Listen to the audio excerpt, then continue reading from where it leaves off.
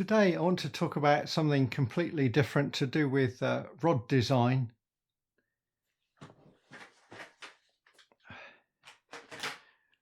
Back in the late 80s, Roy Marlow of famous Leicester Likely Lads, business partner of Ivan Marks in the tackle shop, was working with Daiwa, and he'd already had ideas on rod handle design back in the over 50 years ago when he was working with Ivan on the famous persuader rods, which had quite thick handles compared to many other rod handles in the days of glass rods.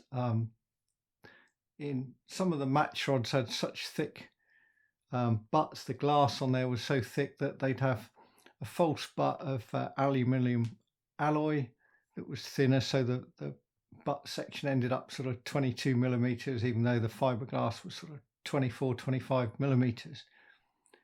And the persuaders had quite thick cork handles.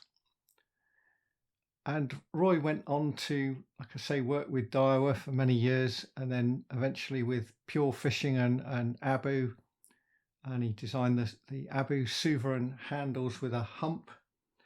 And I took that idea myself and have now built on what I call the hood, which is a development of that on a Fuji reel handle.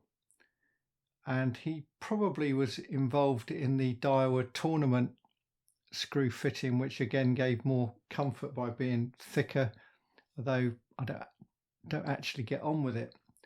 Anyway, in the late 80s, I bought a Daiwa Connoisseur stick float rod, which I suspect Tom Pickering had quite a lot to do with the design of the blank splice tip rod. Very nice. I sold mine on 2 or 3 years ago because I'd got so many match rods and someone wanted one, was prepared to pay a reasonable price for it. What that rod had, and another rod that I bought later, a amorphous whisker stick float rod, which was a sort of upgraded version of the Connoisseur, was what Daiwa call an armlock handle. This bit there is flattened, and as you turn it you can see there's a flat bit there, and when your hand is on that bit and then your elbow is on the flat, the other side of that flat there, and it sits very comfortably, very good, and it sort of stops the rod twisting a bit. I know your wrist muscles, your arm muscles are stopping that, but it's less likely to slip off. Just that added comfort. So you've got that added comfort there. It's really nice. And Daiwa patented that armlock handle sometime in the late 80s. So that means that the patent ran out in the early 2000s. I don't know if it was 2005, 2008. You'd have to look up the patent, but they also trademarked the name Armlock. Now, patent lasts 20 years unless it's a medical one, which can go much longer. A trademark can last pretty much for as long as you're prepared to defend it, and Armlock is a trademark name of Daiwa. In the last 20 years, probably a bit less, Colmic and Preston Innovations have also copied this handle because it's out of patent. They don't call it an armlock, they give it their own name. What that is doesn't really matter, but the concept is there. This particular rod, by the way, is a Team Daiwa X, dates from about 97 or 98, belonged to my good friend Terry Ball, who passed away over 20 years ago. I inherited it. I took the tournament reel fitting off. I didn't like it, put a Fuji on it. It's a bit of a mess, as it's not as nice as it was, but this is this rod is just beautiful to fish with. Landed many big fish, and superb rod, very good slim blank. because I like that idea, going back about 5 years, I noticed in my garage I've got this piece of plastic ducting, and you can see this ducting is it's like an oblong with rounded ends, and the width of the flat across there is very similar to the width of the flat on the handles on the Armlock handles. So I had a bright idea. I thought if I cut a section of this off, maybe 6 or 7 inches, and then cut a slot out on one side with a Stanley knife or maybe a hacksaw, just cut 2 parallel cuts, get rid of that thin piece, and then I could clip that piece on in place of an arm lock, so it sort of sat on the top of the section there. And I'll show you a bit of footage from about 5 years ago. Because of the width of the cut that I did, it actually, you could sort of pop it open and it would grip onto the cork of the handle. I did this with about 3 rods, and to make sure it was totally secure, I then put on 4 pieces of old inner tube, 4 little sections, rolled it over it, and it worked. It was just as comfortable as an arm lock. It was in effect an arm lock. The snag with it is that it just looked horrible. I have to admit, it looked horrible. People probably thought, what the hell is that on there? It just was ugly. It also didn't do the, this is one of the rods I did. This is a Normark Titan 2000. It's very battered. This rod has had some, but there's still a sort of groove in the cork. It's chopped into the duplon on both sides. There's sort of gouges in there, and so because it looks so ugly, I abandoned it, but the concept remained. So I thought maybe I could make an arm lock handle. This, like I say, this handle on this rod is in a right state, and if we go there, so I need an arm lock handle sort of going across that sort of hand span there, and that would get rid of the knackered old cork, get rid of the knackered duplon of a fully corked handle. I replaced the big plastic bung on there years ago, so that would come off. To do that, I needed lots of quality corks. These are 12.5mm, that's 1/2 inch by 31 and a bit millimeters diameter. They're not the absolute top quality. These are not cheap. The absolute top quality, they're something like £2 each. And because it's 1/2 inch and you've got it doesn't take much calculating. You need about 14 of these to make one of these going up through. And that's the same diameter as, I don't know if you can see that there, as that there. So it's got the full width. I measured this carefully, how long it was, how wide the flat was. Then I've got the problem of shaping it, and the hole that comes in it. These are designed for anything from the thinnest fly rod blanks to putting on a match rod. So it's only about a 5 or 6mm hole, and they're good quality. So what I did is I've got a piece of hardwood here. There's a test hole there, and I've got a hole saw, and I've sawn a hole that at the moment is fractionally, it's just over 30mm. It's fractionally too small for this, but when I've got it white, just opened it up a tiny bit, these will fit exactly. I've got a drill stand, so you pull the drill down I'm going to find out the diameter of the blank that I'm going to put it onto the handle. When this is stripped off, it's probably about 11 or 12 millimeters, and drill it very exactly to do that. Now that gives me the drilled hole, but I need the flats.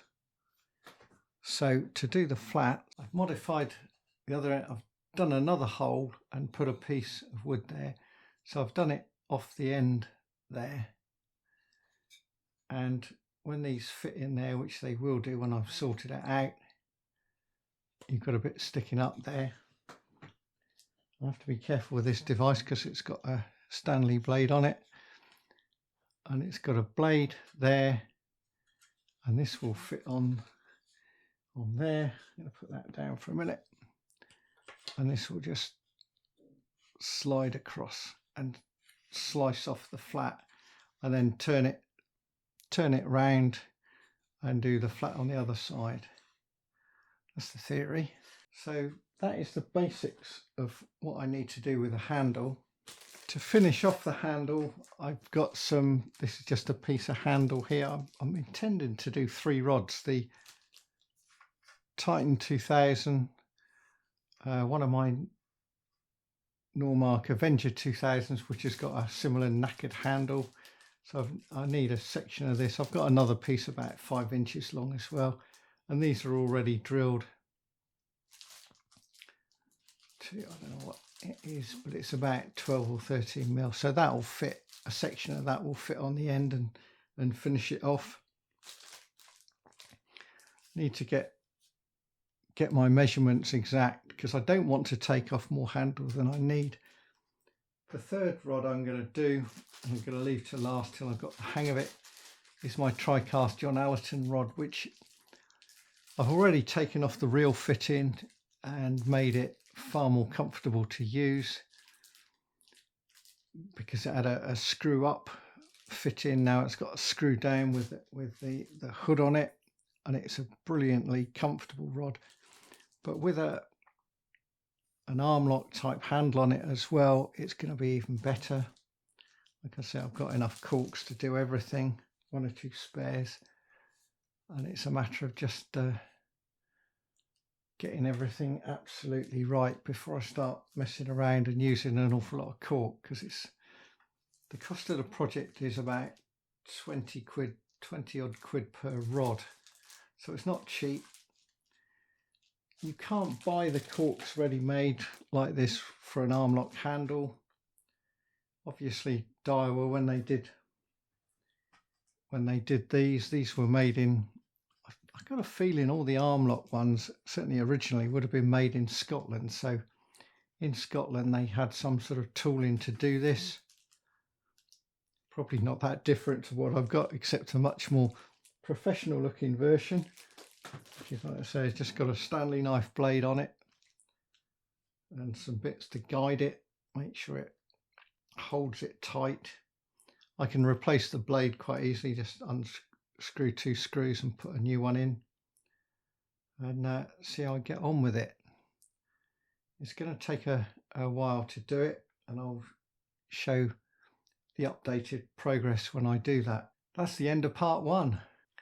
I'm getting ready for the next stage of putting this arm lock handle on, and I had a good look at the Team Daiwa X, which has already got one, and I noticed that the diameter of the cork either side where it's round is slightly thicker than the handle on the Normark Avenger 2000, and that diameter matters because the thickness of the actual flat bit is the same as the round cork either side. So when I'm making the corks for this rod, the eventual diameter, or the flat I make, has to be the same as this diameter here, and I'll have some following on cork at the other end there, that bit there.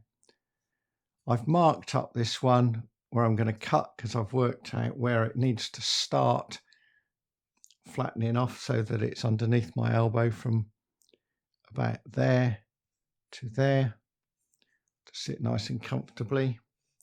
And you might think, is it worth it? But it does, it sort of stabilizes the rod a little bit, stops it turning. You get a like a cleaner strike. It's nicer to play fish with. It's just one of those things. It's how it works, and yeah, it's the next stage. So it's very much caution at this point.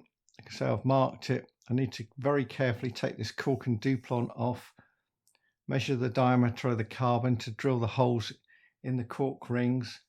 I'm going to use the hole. They've already got a sort of 5 or 6 millimeter hole in them. Use that as a guide with the drilling machine. So I'll put a drill in that's that diameter exactly, pull it down, check that that's it, because I need it to be dead centered. And then once I've got that and they fit on there, I need to start cutting the flats. I need to do that very carefully because I want to get it perfectly flat. There's a tiny bit of sanding to be done when it's on the rod, when they're all stuck on there.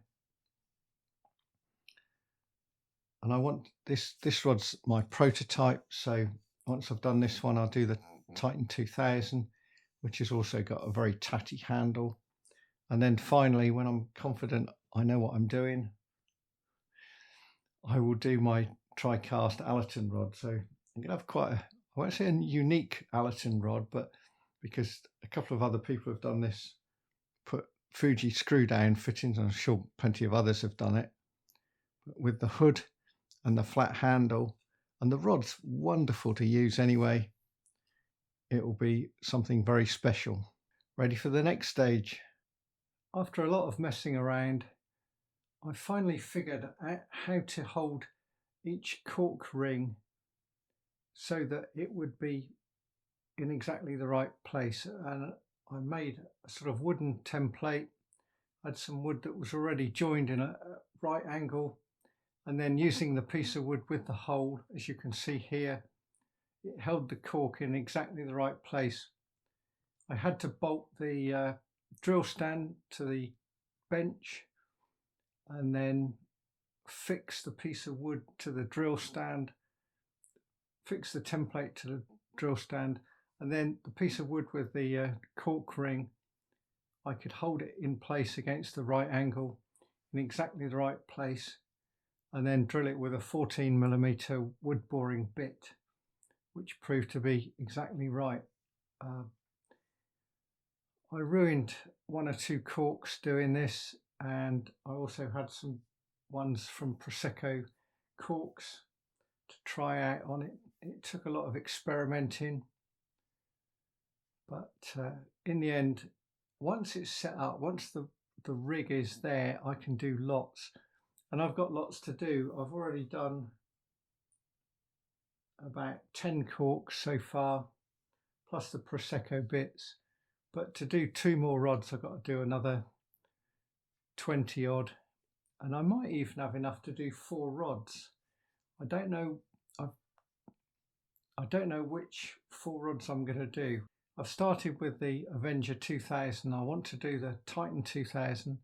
I'd like to do the tri-cast Allerton rod, which is a wonderful stick float rod, and with that Armlock type handle, it would just be that much nicer for trotting.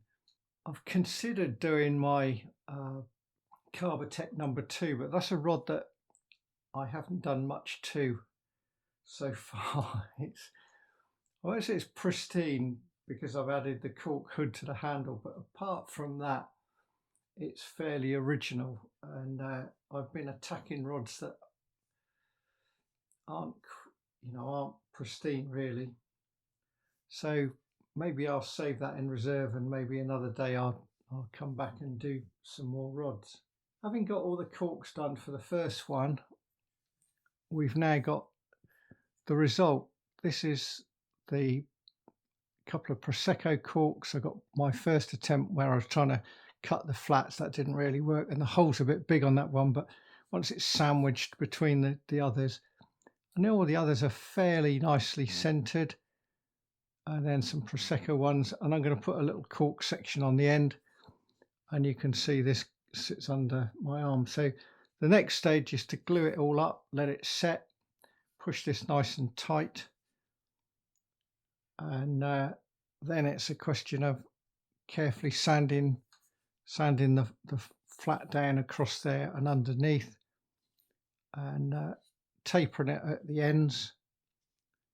And I won't say it's the world's first Avenger 2000 with an Armlock handle. I'm sure someone else has already done this, but I've never seen one. So maybe in the comments, as someone else has tried this, they can tell me where I've gone wrong. It took to be able to drill the cork exactly how I want. Took about 5 hours of messing around. When I've got there, it looks so simple, so easy. I've got a little a tiny vice device that will sit on top of a bench drill, and you fix it to the bench drill, and I thought maybe I could hold stuff with that. That didn't work. That was a nightmare. And I didn't want to fix the bit of wood with the hole in it where I put the cork to the bench drill, because every time you drilled one cork you had to take it off, take the cork out, whereas with the right angle bit it worked fine.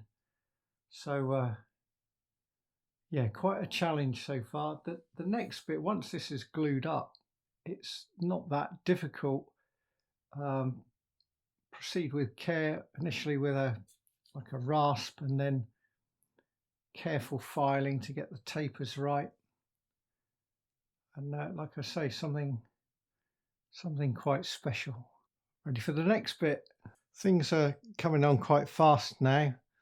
I've glued all the corks on this Normark Avenger 2000. I've put a section of thinner cork on the end. I need to do the very end there. I've got a bit that will sort of cap that with cork, round it off. Okay, I've finally got there. I have an Armlock handle on here. Absolutely spot on. In the last tiny section I showed it ready to sand. It didn't take very long to sand it with a rasp and then a file. It maybe needs a tiny bit more smoothing off with a little bit of sandpaper, very fine sandpaper, and the very end I need to sort that out. And you can see that as I go around the shape there, getting it to be right on top took a little bit of care. It's not absolutely perfectly flat, but my elbow will sit on there. If anything, it's very slightly concave, which is different to the Daiwa ones. So to conclude that, I've finished the job. It's cost me, of the corks I've bought, 1, 2, 3, 4, 5, 9, taken me 10 bought corks and 3 bits from some Prosecco corks, and a little section on the end, which just to fill in that. I've used regular Araldite to glue it together, pushing it all very, very tight and giving it a day to set, and it's ready to fish with, really. Like I say, I'll just finish off that end. I don't know if this rod is unique, I doubt it somehow, but it's yeah, it's nice. Very, very pleased. On to the next one. I won't video the other ones I'm going to do, but I'm going to do the Titan 2000, which has also got totally wrecked Duplon. For trotting rods, this is just gorgeous. I appreciated it from the moment I started using it on my Daiwa rods, stick float rods. So there we have it, quite possible to do. Until next time, it's goodbye for now.